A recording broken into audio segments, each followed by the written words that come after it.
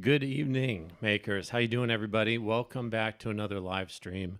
This is a really special live stream that we've got going on. We've got a full house here, but before we get to that, I want to mention that we were originally scheduled to do a show and tell, a Zoom virtual show and tell, and I want to thank everybody for talking to us about it, but we didn't quite get enough people to pull it off. And it's something that I'm really looking forward to, is seeing your guys' builds live and being able to talk about it over a live stream. It's kind of pushing the envelope for us, but I'm really excited about it. So we've rescheduled that. So it's a holiday weekend. Here it is, the night before Thanksgiving. It's a holiday week. I definitely get it. But I would love to do this again. So we've rescheduled it, and we've got it scheduled for, when is it, Jake? December 15th. So 3 Wednesdays, I believe, from tonight. Okay, so December 15th, we're going to do that virtual show and tell. Show off your Maker Pie project, show what you guys have created, talk about maybe one you have in progress. And we'd love to do that. So get in touch with Jake if you want to participate in that. We'd love to have you. Yeah, you can email jake@makerpipe.com, and I'll send you the details and link and everything like that. Cool. Thanks, Jake. So we got Jake on the microphone, as always. And Kelly's here, co-founder. We're sharing a mic, so I'll try not to hog it. Hello. But we've got a special guest this evening. We weren't able to do the show and tell, but it is Thanksgiving Eve. We're on the verge of a holiday, and it's kind of all about family. So we've got family in town, and we have a special guest, Meg and John Carter from Walnuts and Wineberries.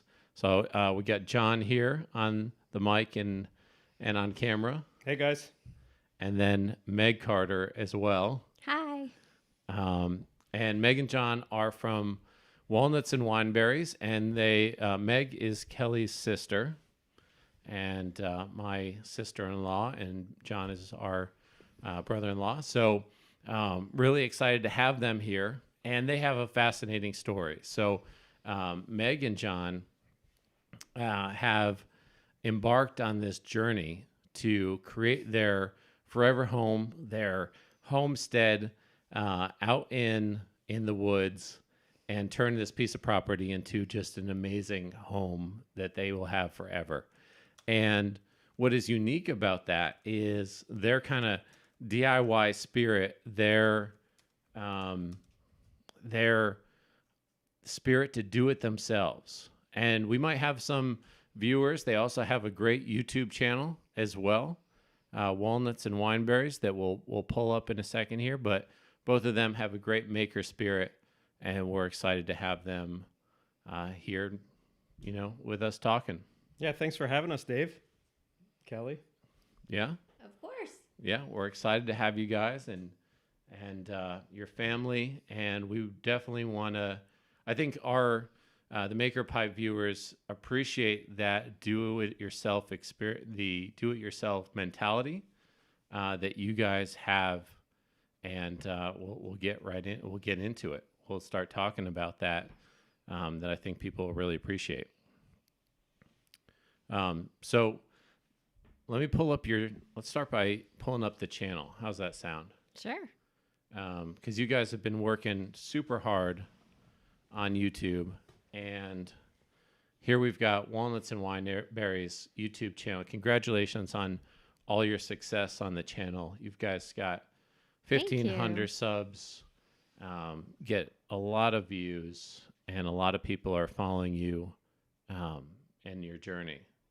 And 63 episodes, is that right? Just about that. Yeah, 63 episodes? Yeah. That's a lot, right?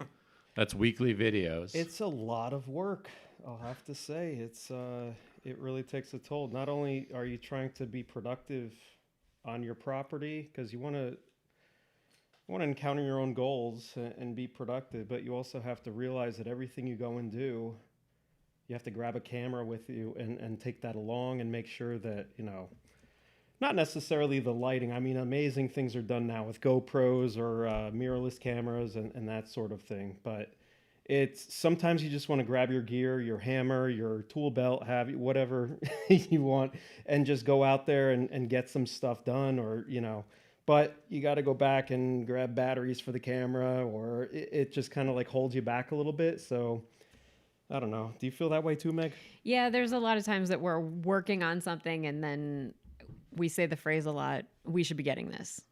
And that means one of us should have a camera in our hand or on a tripod and be capturing what's happening because it could be interesting to others. And then there's other times that we've been working on the same thing for a long period of time, and then we can put the camera aside and just get the job done. Yeah, because it's not only doing the work. I mean, doing the work is hard enough, but then you got to capture it, which adds a whole nother level to it.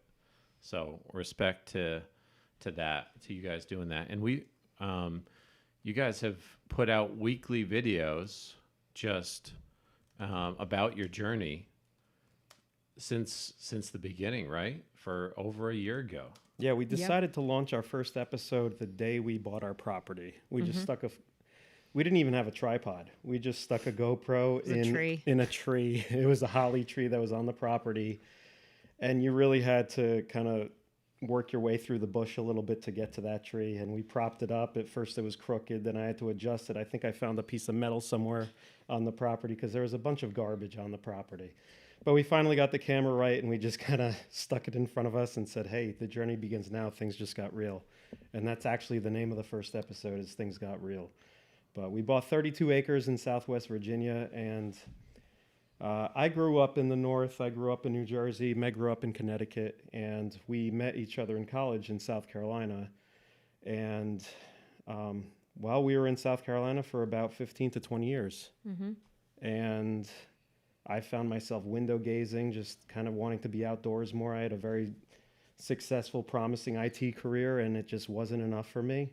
And Myrtle Beach, where we grew up, or where we started raising a family, it just wasn't where I wanted to raise my kids anymore. So we had, I don't know, what did it go on for 3 or 4 years? We had a talk of just moving to the middle of nowhere and just getting back more to the meaning of life. And just, you live once. And we're so hands-on with everything. We didn't want to live in a subdivision anymore. We just wanted wide open spaces and have privacy and just build a home from the ground up. And we want to do everything that we were legally allowed to do to that house. Yep. Sound good? And you guys, to further paint that picture, you guys were living in a subdivision, had a beautiful home in Myrtle Beach, South Carolina, and a lot of great things going for you, and great careers and jobs and family. And there was something more that you guys wanted to add to life, it seemed. And I mean, I remember you guys watching, what were some, like Mountain Men was one of the shows. Alone, Mountain Men. I don't know. I just found comfort in those shows, just being in nature and like take away all the modern conveniences and go into nature and use the woods around you and be more in touch with nature. That was very comforting to me. And Meg didn't take very long to convince that it would, simpler life is better. Yeah. And now I can say almost on a daily basis, Meg says, I love it here. It's really great. I mean, when we go to bed at night and we finally like put our heads on the pillow, get the kids in bed and everything, we put our heads on the pillow, you cannot, it's almost like you've gone deaf. We live in the middle of nowhere. So quiet. It is so quiet that you hear every little thing. You hear the owls hooting.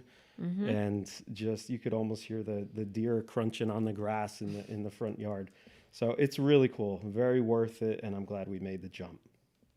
But we'll get to kind of all the work that's gone into that, because I know you guys have been working just absolutely so hard to get to that point. But thinking back to Myrtle Beach, what were some of your, I mean, how did that planning start? How did that goal get set? Talk us through that. Well, we decided that we wanted to make this move, and then from there, we didn't really know how to approach doing it. We didn't know what area we wanted to move to, and then when we finally narrowed down the area, we couldn't. Unfortunately, it fell at the same time as COVID hit, and traveling was difficult. We couldn't find places to go and stay. We actually called up a campground and said, "Hey, can we just come and park our car and sleep in the car overnight just so we could go there and look at property?" And they said, "We're only taking reservations for 14 days or more." And I said, "Darn, that's not going to work." So we thought about it some more, and I said, "Well, what if we just bought a camper?" And so that's what we did. We bought a camper for that reason, because we couldn't just stay in our car for 14 days. And we bought a camper and decided that we'd stay up there for an extended amount of time trying to find property and also have a place to live without totally committing to the area. And which was a great way to kind of see if it felt like home. And it was harder to find a property than we thought it would be. And so we ended up changing our location and then going down into North Carolina. And we were there for a week looking at property. And I called the campground back up in Virginia. I said, "We feel like we left home. We need to come back." And they didn't have any spots anymore. They had given up our spot. So they actually got someone out of the campground that they had been You could meeting. say it. They kicked somebody out. They kicked somebody out. They kicked somebody someone out. for Yeah. you guys. That they had been wanting to find an excuse to actually get rid of. And we were the reason, and they found a spot for us, and we came back, and then we were there for another 2-3 months or so, and finally found our property. And then it was a matter of getting our property ready, the infrastructure ready for us to move our camper to the property. And our first few episodes are actually us in that process, getting the water ready, the electric ready, the septic ready. Those 3 things had to be all set in stone before we could bring the camper to the property. And What a great way to do it, though. oh yeah, That was our first decision on this whole adventure, was probably one of the best ones that we could have made, because buying that camper allowed us to bring the comfort of home wherever we were going. So, and it was tough. We were out trying, we knew that we just wanted a lot of land, right? And that's all that we really knew. We just wanted to find a piece of property that felt right for us. But that we couldn't really acquire by taking a road trip from Myrtle Beach up to Virginia and just having the day to look around. I mean, you're uprooting your whole family. How can you make a decision that quickly? You know? So we bought that camper, and it really gave us the time not only to like see all the properties that we wanted to, but also wait and see what would come available on that market too, on the real estate market. So if new ones would pop up, we'd be one of the first ones in line to go see that property. And, you know, we would hop in the car and go and check out that property and come back to the campground. And that kind of started feeling like home. yeah. And it was nice that we could really dedicate enough time to look at each property, because the few times that we came up and we had like 5 properties we wanted to see in a 2-day period, you just get exhausted, and taking 2 small kids in tow, they can only take so much of that too. So when we had the camper there and we were able to take one property at a time and really give it its justice and be able to take our time and really investigate each property. And even if we wanted to go back, some we went and looked at again.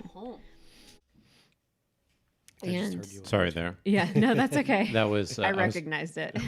I was trying to queue up the video because there's some really awesome shots of Yeah. like the initial property and what it Yeah. looked like. And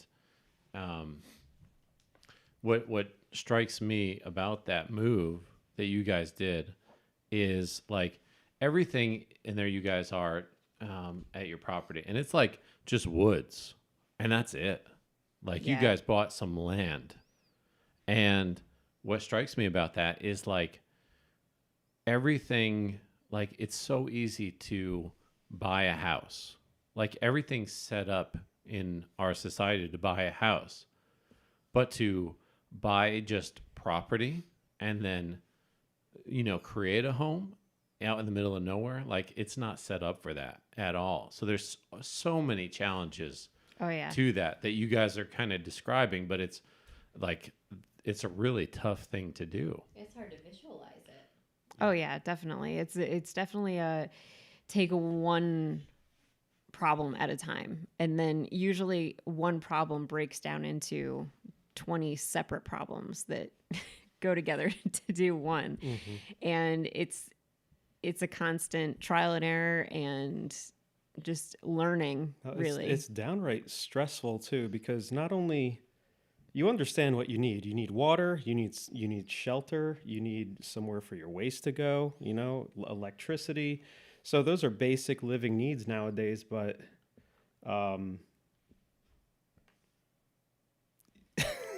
Like where do you start, right? Like Yeah. Oh, You've got this- where I was going with that is you also have to familiarize yourself with local codes too.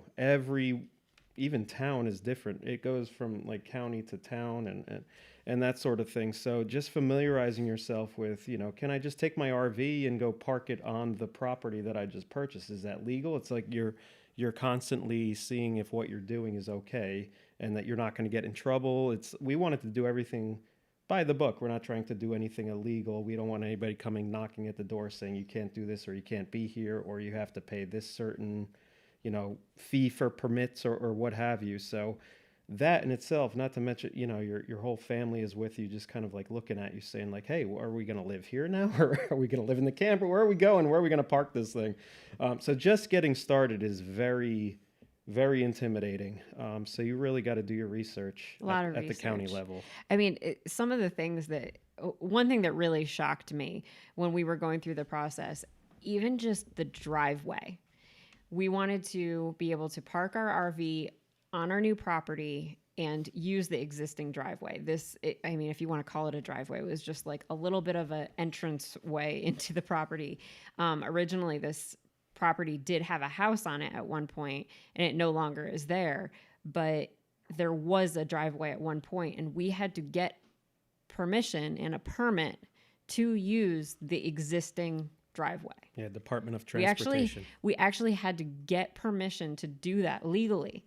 And when you buy a property, you don't even think about things like that. You don't even consider that you would have to go through a process like that the paperwork needs to be done to be able to say, okay, I want to drive my car from the county road to my property, like inside of my property. But it makes sense, right? They're trying to regulate. They don't want these people buying property and it's on a state road. And then they have somebody buy it and they just start with a backhoe digging up the road and everything, screwing up all of their, what is the ditch called? The culverts. The culverts and the ditches and like their stormwater type flow. All of that is in place already, but if you disturb that, you're going to create a big mess for them. So there are regulations that you need to follow, even though it's like, hey, that's the driveway. Am I allowed to use it? It's one of those things that's required to have residency there. So all these little things, not to intimidate or, scare everybody off from doing this. You can do it too. It's just, like I said, one thing hard. at a time. You have to really concentrate on what you're doing and doing it right. Yeah. But like what a challenge though to get permission to use a driveway that's already there. Like that's, I'd say, jumping through hoops, really. Yeah. I mean, it wasn't a difficult process to do that, but just the fact to realize that you need to do it is the struggle that you have to get through. Yep. Right. And, that is something that you guys are absolutely problem solvers. Like the whole time that I've known you guys are problem solvers. You like to figure out how to do things. And that's what I think it's such a crossover between like a maker DIY community, because you are presented with this problem of how do I turn this land in the middle of nowhere into a home? Mm-hmm. And you're just working through it step by step and doing it by the book too. I mean, you guys aren't cutting corners. I mean, you're getting the right stuff. A lot of people would just say, hey, I'll use the driveway and forget the permit. Yeah. ask for forgiveness instead of permission, that approach. Yeah. When you're putting your life savings into it, you don't want to take that approach. Yeah, we're really trying to make sure that we're doing everything properly. Right. And you guys are all in, right? This is one of those projects that's not like on the side of your life. You guys are all in on this. Yeah, this is what we're doing full time right now. But it makes sense too. Think about the Yeah. amount of money you would spend to hire someone to build a house, the cost of goods, everything. We have those capabilities. We just have to figure out how to do it if we could ever agree on a house plan, right?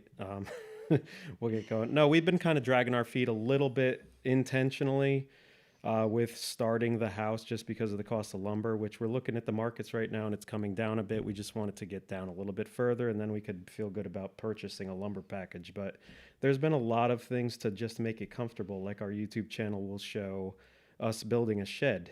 And we built that shed basically to house a washer and dryer that Kelly and Dave just gave us because they were getting new ones. And that's great. Now we don't have to go to laundromat anymore. But things like that, just, and instead of just buying a shed, we went ahead and bought a sawmill and we harvested all of the lumber for that shed. And I just had a goal. Wouldn't it be cool if we could just go to the forest and cut everything we need and, frame everything up and then do the siding and the roof and everything else in what nature is providing for us. And even that, we needed to make sure that was okay. So the county that we're in, I think, what is the maximum size? I think it's 16 by 16, something like 256 square feet is the maximum size structure that you could build without needing a building permit. And I mean, I might be getting a little bit too technical here, but if you have a building permit, you have to use graded lumber. And I always had a dream of just sawmilling stuff and getting into just harvesting my own lumber and building a shed with what nature provides. So we had some pine on the property and we also used poplar. And, not to mention that we've never even operated a sawmill before, but we figured it out. We got through the bumps and we came and really ended up with a nice looking shed at the end of it. Yeah. And we're proud of it. It's not your shed you buy from Lowe's and it just rolls up. It's, we really thought it through. We made 9-foot ceilings in the shed so that we could have room for drop cords and things like that, and attic space in there. And it just made living in that RV a little bit more comfortable because now we can kind of store things in the shed and do laundry in there and just have our tools there so that we're kind of gearing up and getting ourselves ready to build that house. Yeah, it was good practice for sure doing the shed because we learned a lot of things. We made a lot of mistakes, it wasn't really the goal, but we learned so much from those mistakes that those are things that are definitely not going to happen to us when we're building the house. Mm-hmm. Invaluable. It was a great way to start and kind of get our feet wet because although both of us have done some projects here and there, neither of us have construction expertise or I'd say deep experience at all. Yeah, we wouldn't bat an eye at like, hey, you need a new deck. Okay, let's build the deck. But that's about it. Like a little addition here and there or like put up a wall somewhere, but never an entire structure when you're thinking about loads and things like that. So yeah, there it is. Isn't that a nice looking shed? It's a absolutely beautiful shed, and I think shed doesn't quite do it justice because it's gorgeous, right? It has a design element to it, and that's a good thing to mention about you guys. You guys are both have an art background as well, so that really comes out in the shed, I think. Thanks. Yeah, it was. As I say in the first episode of our channel, and I still think that this is true, that the whole thing is really a big art project that we're planning and doing a day at a time. And we're going to do the same thing with the house. And we changed things as we were going along with the shed and kind of it morphed into what we really wanted it to be, but it changed a lot. And I have a feeling the house is going to change a lot too as we continue to work on it. I'm glad we're doing this, the YouTube thing. Because at first it was like, is it an invasion of privacy? But now it gives us those videos to look back on and share that story yeah. with everybody and for our kids to see it. And the adventure that they're on right now is just really great. And I'm glad we've put ourselves out there. It's tough. I'm sure Yeah. you guys know that too, being so active on YouTube with MakerPipe, that you just put everything out there and you like, you just kind of let the community say what they want to. And sometimes it hurts, but a lot of time I've been surprised how many friends I've made along the way. And thank you guys for all that support. Appreciate it. Right. And do we have, if you guys have watched Meg and John in the past in their YouTube channel, definitely mention that in the chat. We hope we have some, because you guys have a big community of people that are looking forward to your videos and watching your journey, but definitely mention that in the chat if you are. Loyal followers, right? I Yeah. mean, you post and 5 minutes later, there's like 20 something views. It's like, Yeah, are these people waiting for this video to post? It But, makes me feel guilty when I don't get them out on time. yeah, no video this week, by the way. We're going to eat our turkey Yeah. instead. So, But you got a live stream. We can Yeah, that we Hey. have this instead. tell the story. yeah, this worked out great. But you guys, I mean, the shed has been one big project, and you can obviously see that, it isn't a shed you would buy at Lowe's. It has a real artistic touch, which I think speaks a lot to what you guys have done. And I mean, John mentioned it, but this is all lumber that is from the property and sawn in a sawmill that you guys have, right?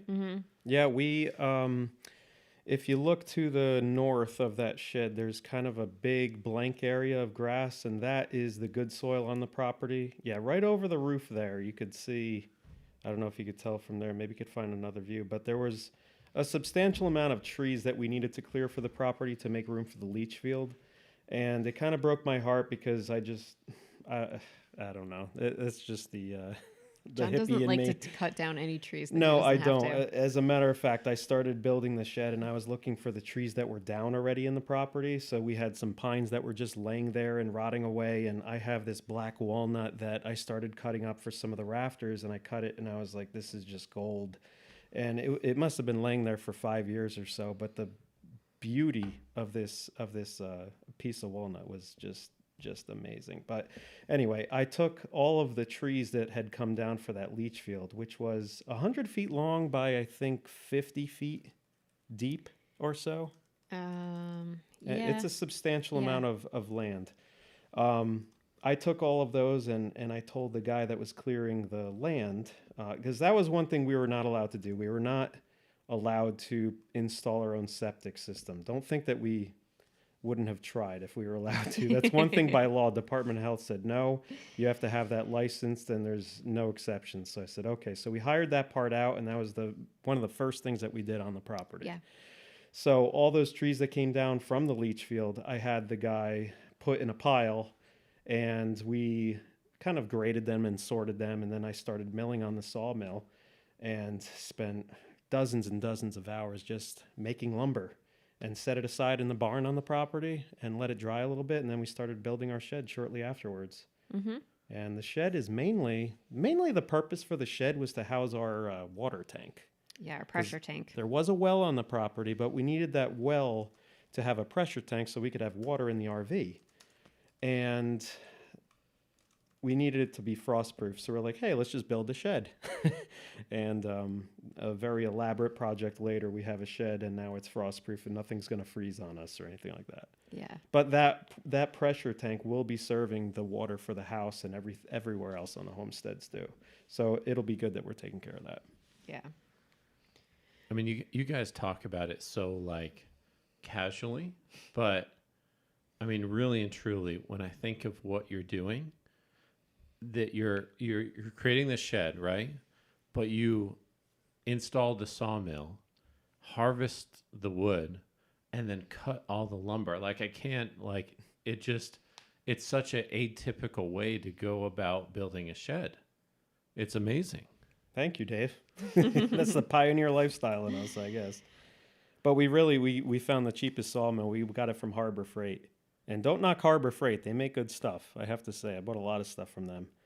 And yeah, we got a cheap sawmill and we just cut up that wood. And I can only imagine. I mean, if you've ever bought poplar at Home Depot or Lowe's, the price of this stuff is just astronomical. We would have Oh, gone yeah, broke we did- building that shed. We did the math once. It's in one of the episodes how much if we were to have bought the wood in poplar from Lowe's, what it would have cost us Wasn't it? just in lumber.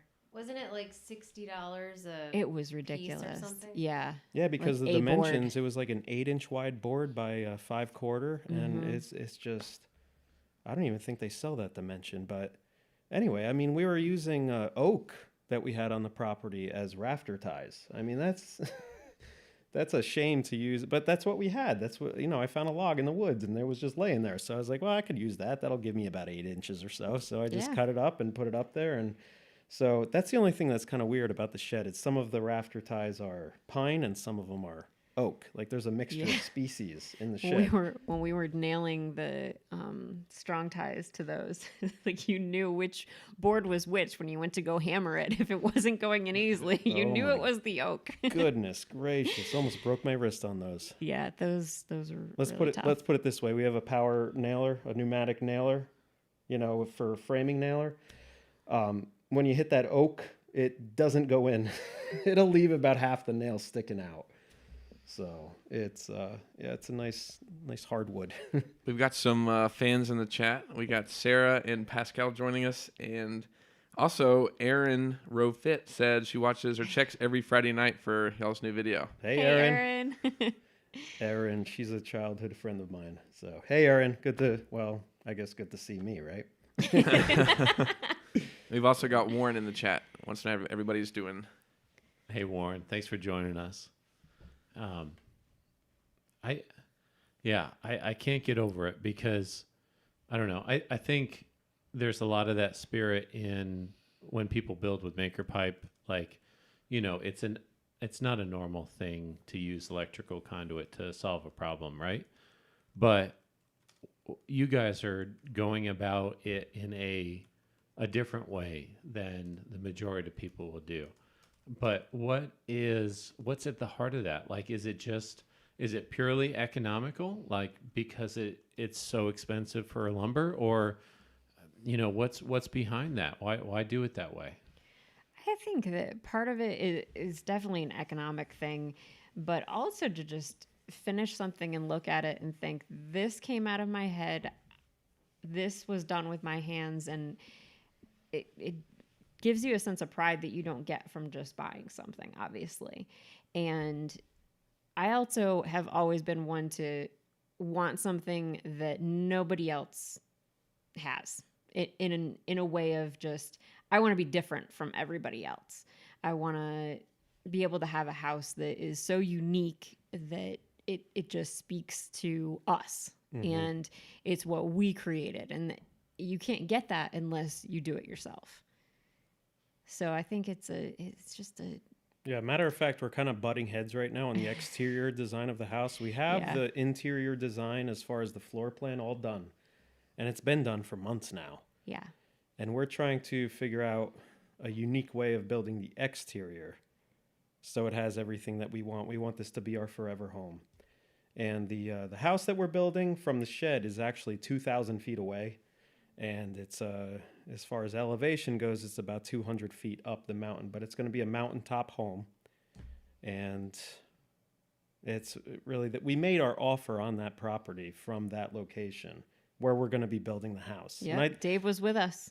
We were there. were you that there when day. I made the phone call? Yep. Well, when you got the phone call that you got it. Okay. Yeah. But Dave went with us to the property, the three of us, the day that we actually made the offer. That's right. I was babysitting. Yeah, you were with the kids. We brought so many of you to the property. It's like, hey, can you tell me I'm not nuts here? I'm about to buy 32 acres of woods and nothing here. And I mean, there was a cool old barn. But think about that barn, Dave, about the men and women and the families that put that barn together on the property. If you could find a video clip of it, there's this old barn that's humongous, and it's just these logs that are just timber framed, and like the notches look, they're not chainsawed. They're just like hatchet and axes and all this stuff to make that barn, and it's still standing today. As a matter of fact, I park my tractor in there and various other machinery. Yeah, there it is behind me there, and it's still standing. It's right on the road there, but that was a good thing to have on the property as well. Something with Definitely. a roof over it, so we could store some stuff in there and just get going. We're looking to go more with that spirit of the people that built that barn, and we're going to try to not even touch it, just leave it be and let it be there. You know, we're not going to renovate it unless it's falling over or something. We'll probably just bring it back to life when that happens. Standing pretty good. Yeah. I like that mentality though, because like a lot of times on this live stream, we'll go shopping for something that we're going to build right here in the desk. And a lot of times you can buy something pretty cheap. You know, you can go on Amazon and you can get a planter stand or I don't think you can really get a Sparky or something like that. What's a Sparky? Sparky's Jake will get it. It's like one of the things we built on. Oh, we have it in the room here. I missed that build. But I saw that build. I remember I didn't that know it was build. called that. Yeah, we had a little electronic.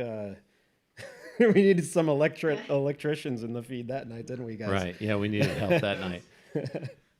But you know, sometimes you can buy something. I mean, but doing it yourself gives you a lot of satisfaction, right? You look at that thing you created, and it's like you get reward out of that.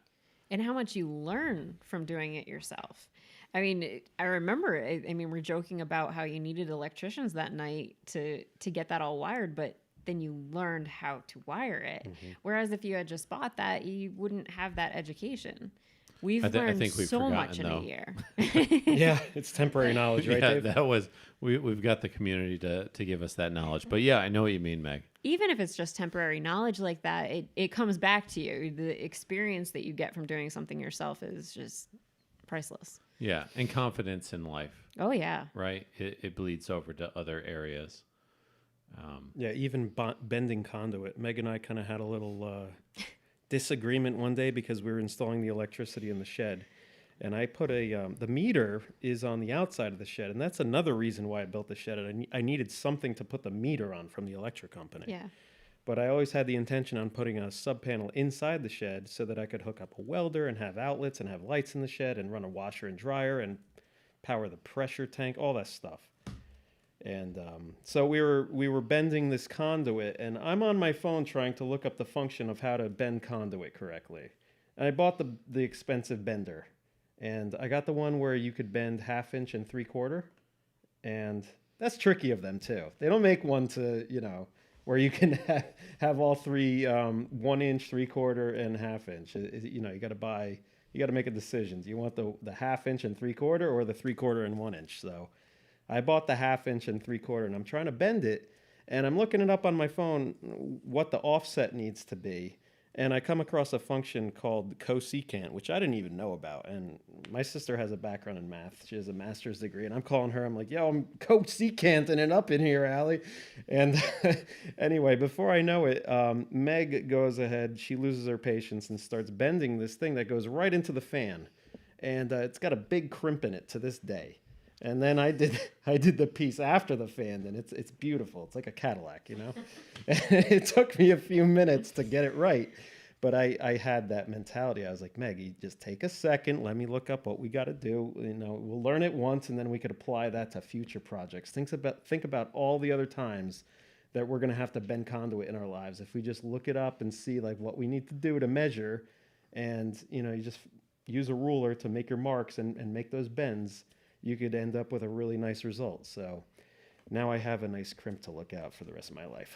You just think of me. Yeah, that's Meg's bend. I should write your name on it. Meg's oops. But that's tricky, guys, the bending conduit. I mean, I see projects from your community, bending conduit, and I'm like, whoa. I mean, if I get 3 bends out of 1 pipe, I'm happy. That gets tricky. Yeah. It gets tricky when you get over 2 bends because pushing wire through, after all those turns, you get the friction involved, and it's just tricky. So We're not We don't pushing use it. wire through. Yeah, we don't use wire. Yeah, that's true. That's true. Yeah. I always wanted a maker pipe project where you can use the actual EMT for, concealing the wire. I know. It's like our mind is blown anytime anyone runs wires through Yeah. conduit. Oh, It's that like, was clever. right. Like, what? And we've had some people. It's really been electricians that have Yeah, it actually really- done that. Run wires through conduit. What a novel idea! But The Sparky? I don't remember if he did. A little bit. A little bit, yeah. You know what was happening? I think we lost our bandwidth back in the woods there, or I had to send a Raven for the rest of the file. But I think we left. We didn't see that whole Yeah, build. we left a little premature at the end of Sparky. So he's got a little wires in him. Yeah, I think in his neck. yeah, I think we went up tried. to his light bulb face. Oh, that makes sense from the Right. switch to his head. Yeah. All right, cool. But yeah, you guys have had internet trouble, right? I mean, to upload these videos to YouTube, you've gone through extraordinary lengths, Yeah, right? we have to drive into town to do the upload. We do that now because for a while there, we were walking up to the house site to do it. And It gets good service up there because you're up above everything. You know, you're Yeah. at the same line as the towers. When but we down were- in the valley that we're at, it's just if we it get would take up to 18 hours to upload yeah. a 30-minute video. So we started going into town to do it. And then it takes like 7 minutes. I almost, we should have like mailed a SD card to you guys, and you can do it It'll for be me. faster. Now we'll drive to the gas station or the elementary school and just kind of like go from there and just upload it. Yeah. It's kind of silly, but it works. No, ours isn't any better here. So I think we got a lot better than that. Well, I mean, that's not only it takes a lot of work to make these videos, but even to get them on the internet is difficult. So what drives you to do the YouTube channel, to do the videos in addition to all the work? Because it seems like it's extra, right? But what's your guys' drive to do that? Well, in a way, that's how we were inspired. Were other YouTube channels that are doing what we're doing, and it's a way for us to pay it forward, give back, because hopefully we'll do that for other people, and it's a good kind of journal of what we've done. It's fun to go back and look at the episodes. The girls love going back, and they love the episode when we got the puppies. Yep. They love to watch that one. As a matter of fact, we've had a few couples say, "Hey, because we've been watching your channel, we've made the leap, and now we purchased this land and here or there, and we wanted to just take a minute and thank you guys." So that's really cool to see that, we're just trying to be ourselves, and we always kind of say we're not hiding anything, we're keeping it real. So we show and we screw up when we have to do things over, like Speaking of the shed, when we built the shed, we were going to pour a slab. And instead of calling a concrete company, I wanted to know how concrete was actually made. So I decided to mix my own with Portland cement, which I had to buy, native soil, and some gravel, some like crusher run gravel. Those are the three main components that you do. So I had the mixture right, and it was drying fine. It was just we poured it at the wrong time of year. It started cracking on us, and it was just a big fail. And how embarrassing that was, just to pick yourself up after all that work. You're like, hey, I'm an idiot. This slab was froze and it started flaking, and now it's not going to be structurally sound. And you can imagine the response from people that don't have a heart on YouTube, what they would say about something like that. But a lot of people were just kind of like It pat was on the back. positive. Yeah, they were positive. They're like, hey, dust it off. Just, you could do this. So we had to alter the plan of the foundation for the shed, but we learned a lot from it. Oh yeah. Imagine doing that and failing when we were pouring the footers for the house. Oh, that we would have to take it all apart. You want to make sure you pour your footers correctly, or the stem wall for your house, or whatever you're doing. So, that was just a shed. And it's like, okay, it messed up a little bit just because the temperature didn't have enough time to cure. We poured it. It was maybe 45 degrees that day. Yeah. And at night it got down to like 32. And it didn't have chance to cure properly. And we know not to do that again. So definitely. it was really heartbreaking at the moment, but it really saved us big time when we're going to be pouring the footers and important things like for the house. Yeah. So what we wound up doing, long story short, if you follow our channel, we did a perimeter with railroad ties, and then we poured a top coat on top of that, kind of like a picture frame. And now we have a super thick slab. It's like Yeah. 8 inches now. Yeah. It ended up working out. I It, mean, it was did. a slightly costly mistake, but we made it work. Yeah, we actually modified the size of the shed because of that mistake, and just we had to Yeah. take a few steps back. But the end result we're really happy with, and it's just a story to tell, and we learned a lot from it, and it's kind of on to the next, Yeah. right? I think another reason why we strive to do the channel is that moving to Virginia, we moved there without knowing a soul, and we left our families, and it gives our parents an opportunity to watch what we're doing and kind of let them into our whole journey in a way, because I mean, my dad calls me every Friday. He's like, "Video today? When are you gonna get it up?" And he wants to know immediately. And it's cool to know that we have our families cheering us on and watching what we're up to. And then they call and they have things to talk to us about, or like, "Have you thought about doing this?" based on what they saw in the episode, which is really cool. Yeah, as a matter of fact, the railroad ties around the perimeter were your dad's idea. Yeah, they were. Yep. So I lots of bet benefits. he's proud of that. Oh, he- yes. oh, he He's is. very proud of that. He reminds me often. Yeah. Well, that's great. And we love following along and seeing the videos as family. But hats off to you guys for putting it out there, because it's no easy feat to put yourself out there on the internet, right? At any level. And certainly failing, like the slab one was like, I would say your like big fail, your public fail, right?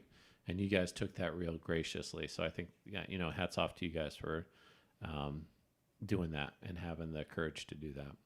Thanks. Yeah, we didn't do that on purpose, but we got a lot of people like cheering us on, feeling sorry, pity party. They want to Pity. come back and check Yeah. next week. Did they get through this? Did they Our pity did they give up and followers. run away? What happened? Yeah, pity followers. But yeah, that's really when things started kind of snowballing for us, and Yeah. our community's been growing. So Right. And you guys regularly have people that contribute through the comments, right? I mean, Definitely. your comments are, you got a lot of engagement there. What kind of comments do you usually get?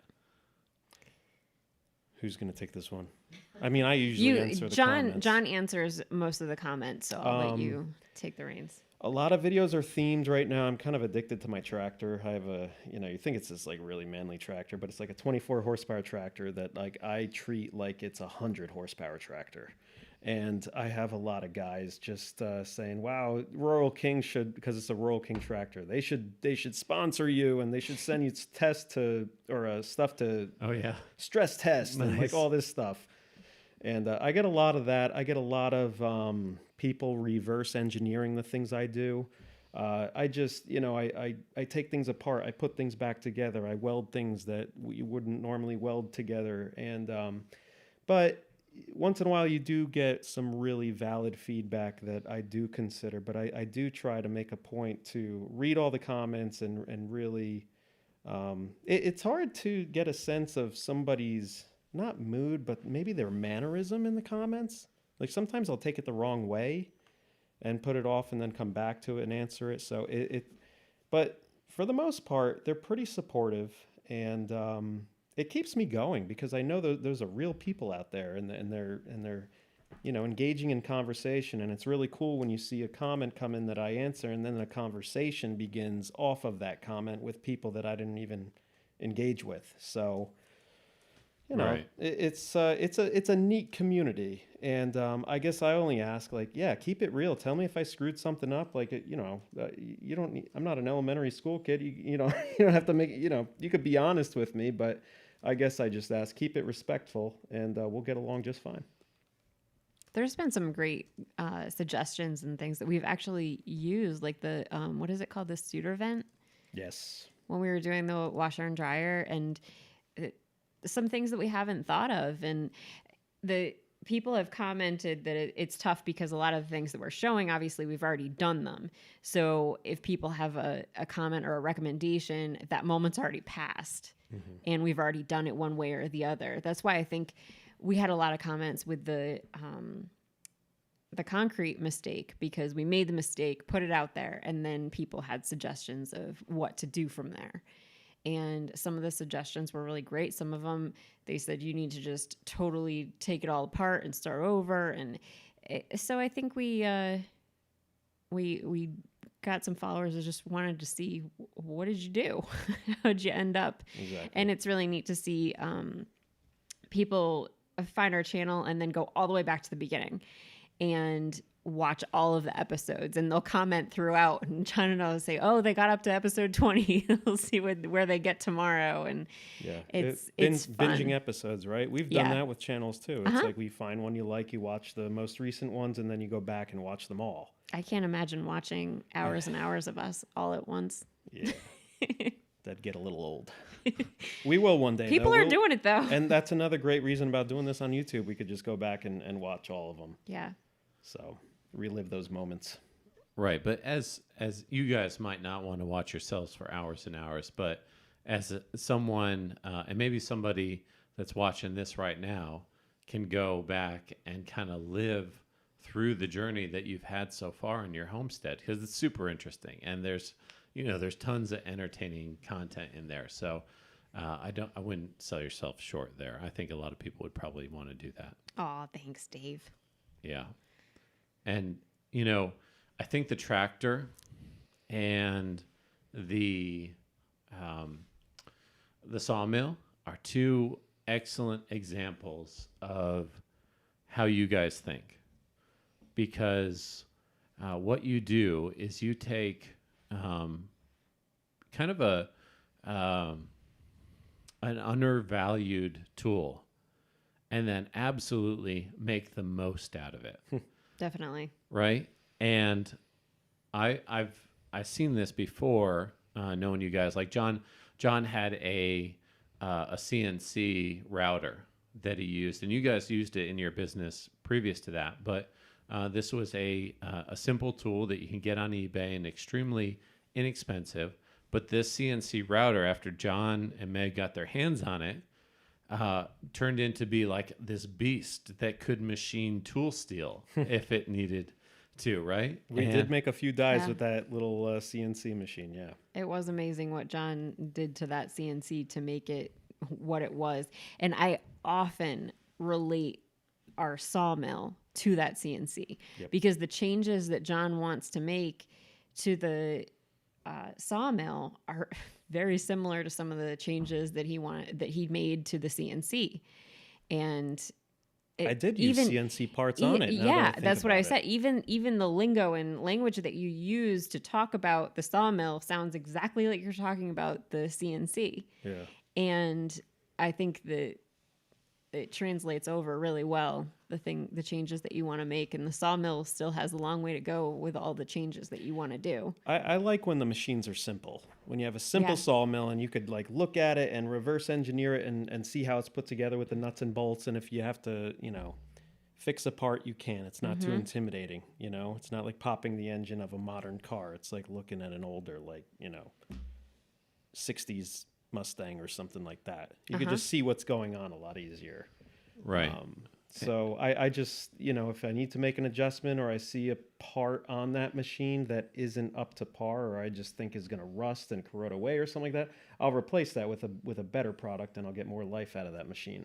And I didn't spend the exorbitant amount of money of what a normal mill would have cost. They sell mills for $15,000, $20,000 of that size mill that we have, and we bought that one for less than $3,000. Yeah, we were having this discussion the other day that you can get a sawmill that's probably, I don't even know how expensive they get, but they can get very expensive.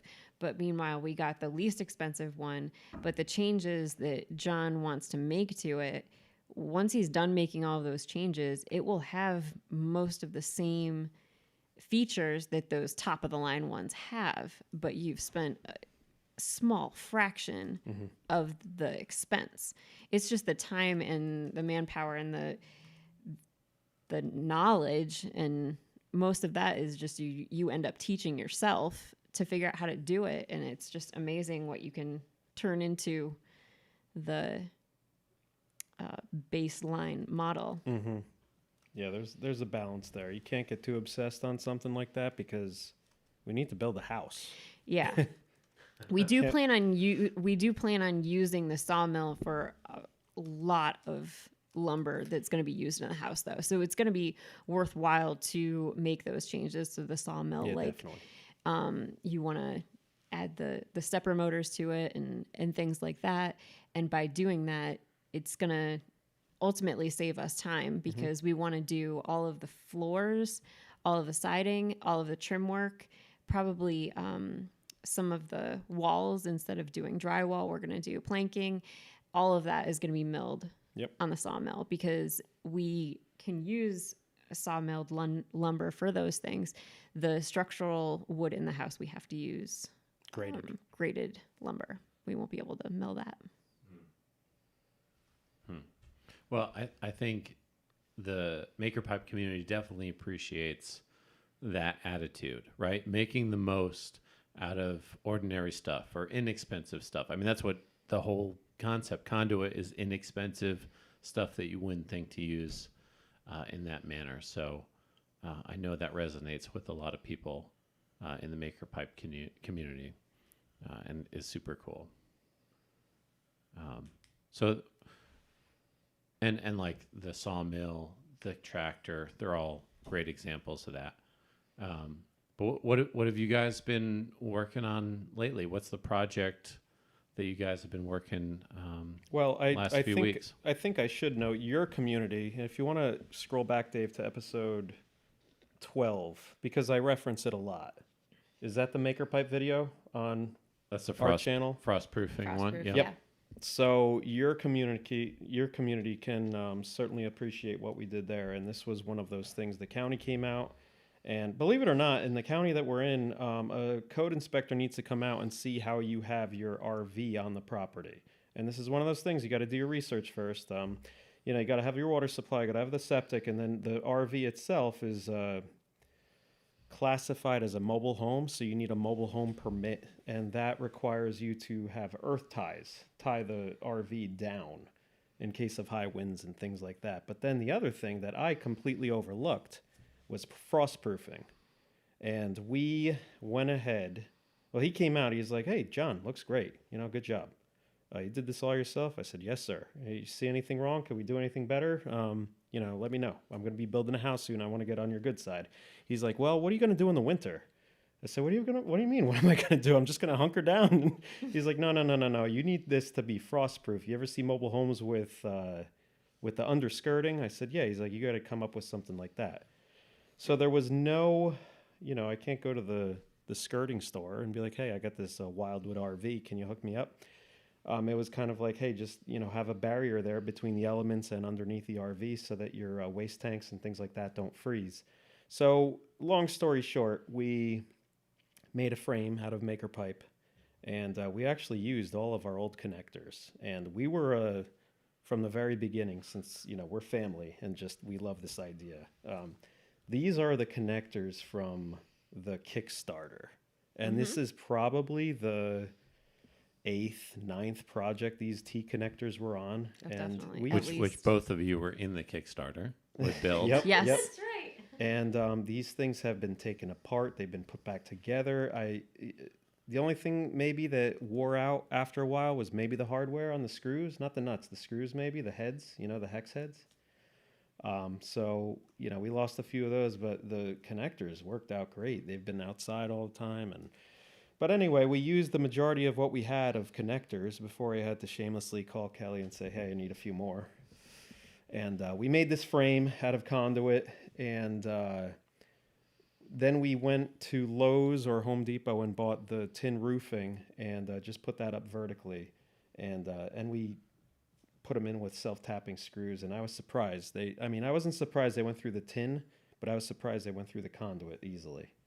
And Yeah, when you told me that you were going to do self-tapping screws, I was like, that's not going to work. John says a lot of things that he's like plans that he has, and I just think in my head, I don't think that's Well, gonna work. it's kind of tricky But it did. because it's a blind hole that Yeah. you're putting your drill and you're kind of feeling with your finger because you got to push on the tin a little bit, and then you could be like, okay, the pipe is behind the tin right here, and you got to get that screw right in the middle. And if you're off a little bit, it's gonna like kind of jump on you. So you gotta. There's a few extra You got holes. pretty in good there at here it. and there. But it's a temporary thing, you know. That's not my permanent house. That's just so we could pass code. But I'm glad we did it too because it has kept the camper a lot warmer in the winter months. It's not a winter RV, so that certainly keeps us warmer and keeps the heat in better. But it worked out great. And then as far as the top rail, we just kind of finished it off with a little bit of, well, we did foam it first, and then that kind of deteriorated, and then we used just some wood. We tacked it on just to Yeah. finish it off, kind of give it a little ledge. Just because the roofing material is sharp on top, so we wanted Yeah. to have that protected. Yeah. So that was a project. We thought we were all done, and then we had to whip that together. But I think it took us 2 days. We put the frame together, and then we cut all the metal. And yeah, that was the hard part, really, cutting all the tin to all the different lengths and stuff. But it came out good. And Yeah. some local guys stopped by after we started knowing a few people. They're like, "Hey, where did you get that stuff?" And I had to explain what it was. And I'm handing out maker pipe to the community out there. So yeah, you're spreading across the Southwest Virginia, guys. Yeah, well, we appreciate it. You guys have always been an awesome supporter of Oh, Maker Pipe. And Look there, Dave. See the flap? Go back a little bit. That's a very important place. Okay. Did you see that little flap? The little looks like a mini roof Yeah, I'll pause it. right, there. Yeah. That's the poop pipe. Well, that's the way to it. You got to get under there somehow. So I was like, how am I going to do this? So I just made a simple hinge. I don't think I have any pictures of it, but we have a hinge where that piece of tin just fit right between those slide outs, and we're able to lift it up. That way when we have to go, and I make my kids do it. We'll call it a chore, but they're smaller than me. They could get under there and pull the handle and release the goods to the earth, if you want to put it that way. But yeah, that flap there, that took a little bit of thinking, but we got it done. Nice. And I think as far as drilling self-tapping screws into conduit, I mean, John, you were the first, I think I heard of that. That was kind of a pioneer hack moment as far as conduit goes. So Yeah, now you're incorporating them into the Pro Tees, right? yeah, we've had a bunch of feedback, yours and other people, of how to incorporate in it, and just a way to attach a flat surface to the conduit. So that was an awesome hack that you shared. It's more of like an insurance policy, I think, the way you guys are using it on the new connectors, because it provides that shear strength that would be required to disconnect that pipe from the connector. Yeah. So if that shear, it's just kind of like a backup plan. If your friction doesn't work or it's not completely tight by the end user, you have that in, backing you up there. So Right. Yeah, a little bit extra grip if you need it. yeah. But yeah, that was a super cool build, and just another problem to solve on the homestead, right? Yeah, look at the angles on that thing. All the areas on that camper where it goes up and down, and like everything is at a different height. It's not like a consistent level from like the ground to the bottom of the camper. It goes up and down many times. So having your verticals and just using 180s there that you can see, it allowed us to kind of like just do it on the fly. We didn't have to really measure too many things. We just laid out a bar, be like, okay, this looks good. We threw a level on it, and it was good to go. So Nice. yeah. Yeah. And when the time comes that we're going to be moving the RV when the house is done someday, I'll have a lot of connectors again. yeah, you'll have a lot of connectors, and it'll come apart real easy. Yeah. Reuse them for the next project. And we can reuse the roofing material too. Everything could be reused. Yeah. It goes without saying that you guys are always, you have a fresh batch of connectors waiting for you. Thank you, guys. If you have any projects. And I hope we get out to the property and build some maker pipe together. We've talked about it here and there, but haven't found the right opportunity. But maybe we get a chance to build maker pipe. Oh somewhere no, on Dave, the property. it's not maybe. You're coming, dude. It's you told me to make me a greenhouse, and I like lettuce, so I don't have any lettuce right now. Yeah. It's just a question of when the project is and what project we do. So greenhouse is is maybe in the future for you? Yeah, definitely. We did our experimenting with a garden this year just to see, because this was a new geographical area for us in Virginia. Not that they were pro gardeners in South Carolina by any means, but we did our landscaping around our house and our subdivision. But as far as garden go, we just threw a bunch of seeds in the ground, really. I Yeah. mean, we started the seeds and then we transplanted and thinned them out and put them in the ground. And we really didn't care for the soil too much or add any nutrients to the soil. It was kind of like, hey, let's just see what takes with the native soil here. So this year was experimental.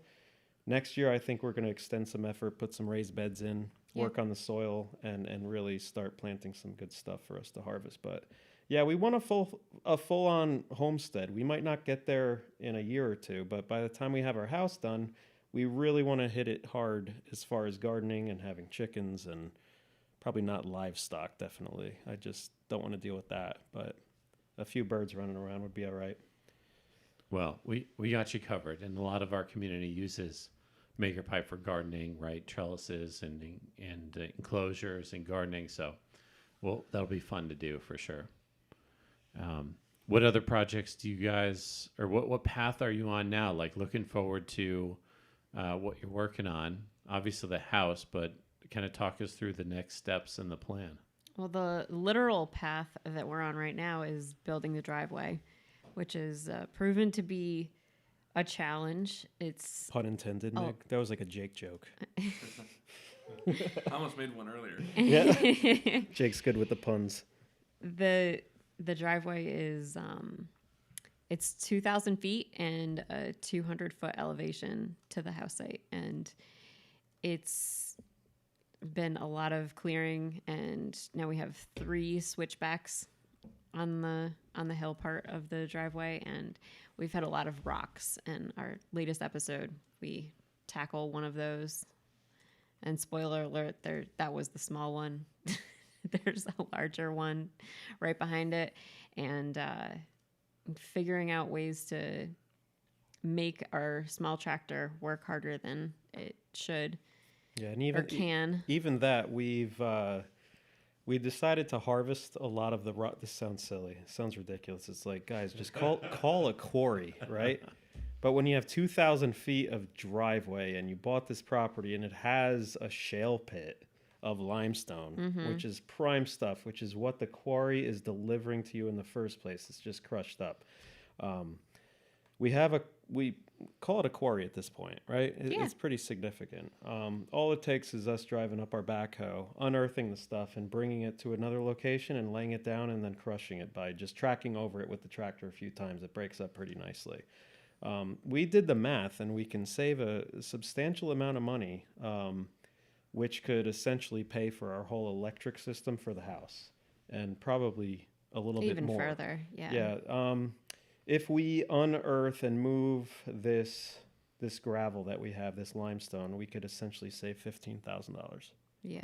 And But it's also moving 1.1 million pounds of rock. yep. Million Yes, pounds? million pounds. 1.1 million pounds of rock that we're going to essentially be moving from one side of the property to the other. That's right. You guys do not shy away from a challenge. Now we even bought another trailer because I have a small tractor. It doesn't have a big dozer scoop, you know? So the first few times we grab some limestone, we go and bring it into another area and we dump it. We kind of look at it. We're like, that's it? This is going to take forever. I'm going to be 60-something years old by the time this is done. So we went out and bought a little, we'll call it a dump trailer for the tractor that hooks on the back of it. And of course, we modified the trailer so it's stronger because I bent it the first time I used it.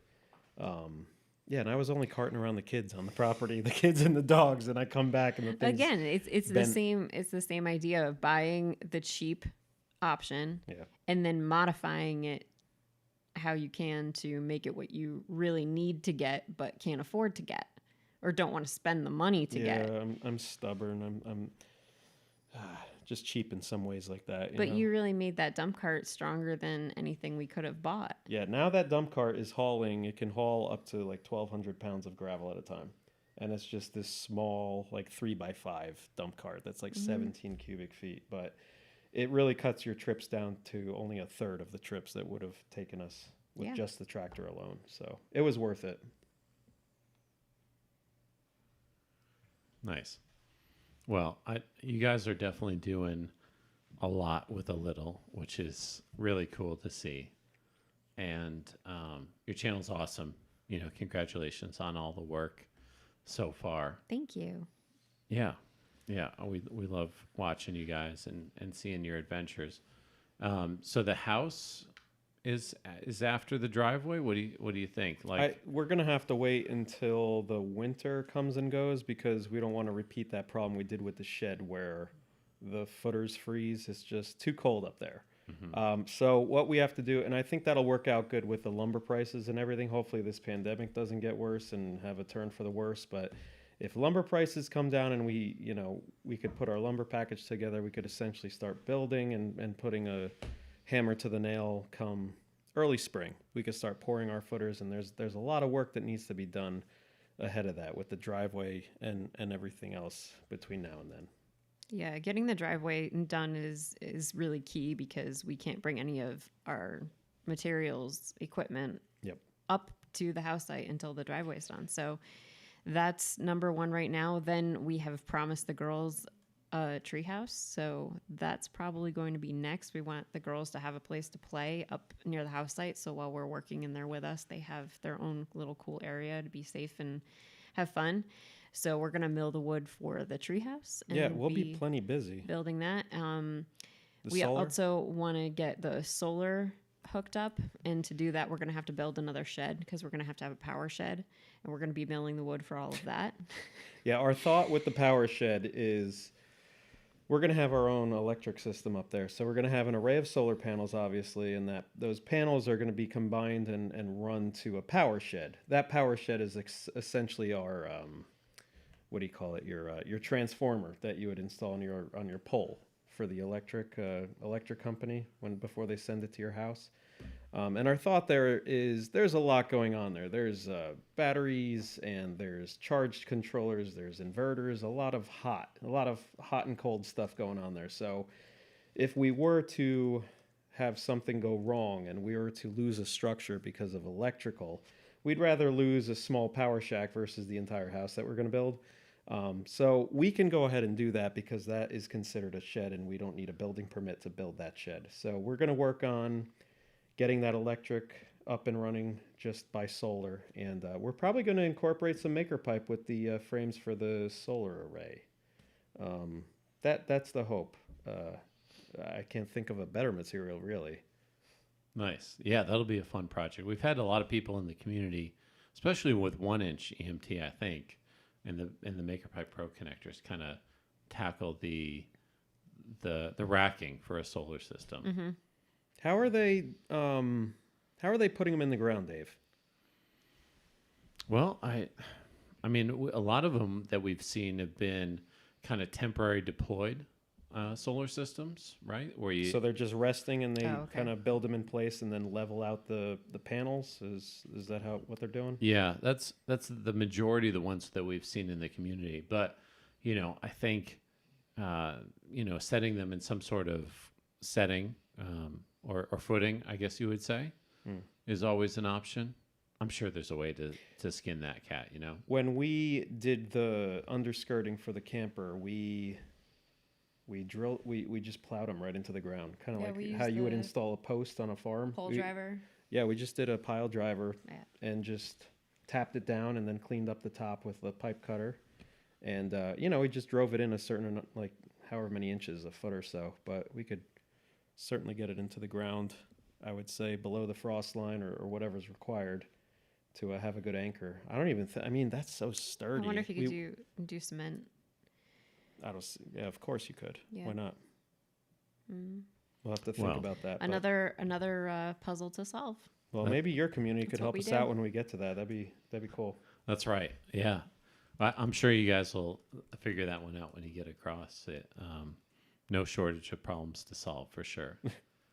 But throw it up in the community. Maybe we've got some ideas on how we could anchor a solar system, because I know that's something that people might a lot of people might want to get some ideas for. So that'd be a cool collaboration.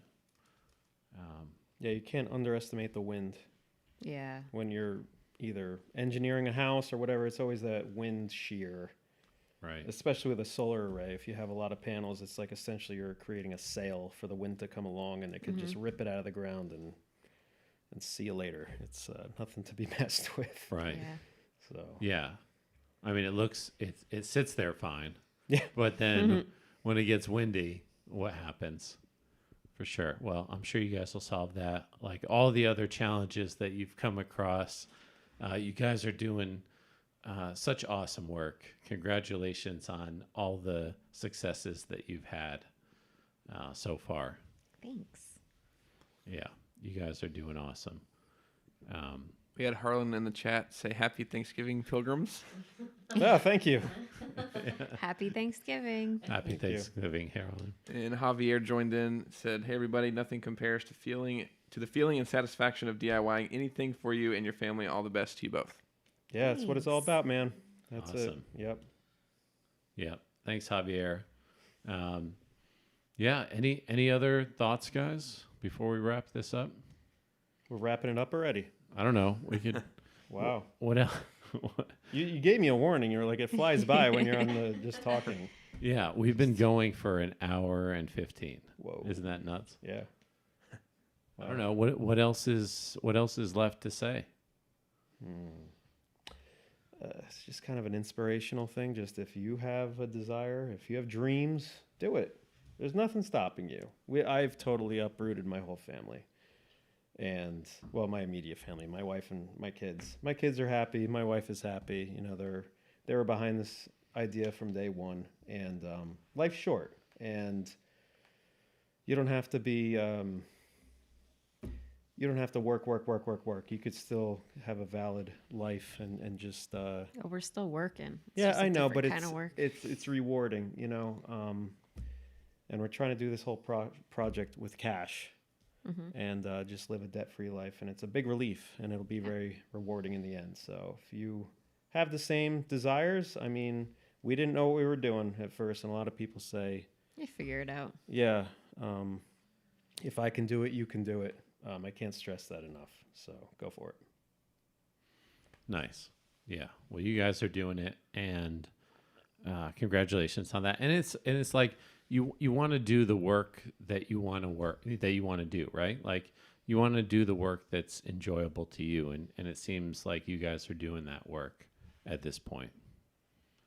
So congratulations. That's awesome. Anything else? I don't think so. I talked a lot. Can we get the home improvement grunt? That's pretty good. That was good. John does the best impersonations. Yep. Nice. Well, thanks everybody for tuning in tonight. Go ahead and do yourself a favor and check out Meg and John on their YouTube channel, Walnuts and Wineberries. They put out a new episode every week, and it's always something's breaking or something's needing doing. That makes a good show, I think. Yep. So, but congratulations on all your that you guys have accomplished so far, and we wish you the best on what you guys tackle next. Thanks, guys. Thanks for so having much us. for having us. Happy Yeah. Thanksgiving, everybody. All right. Happy Thanksgiving. Gobble, gobble. All right. Thanks, everybody.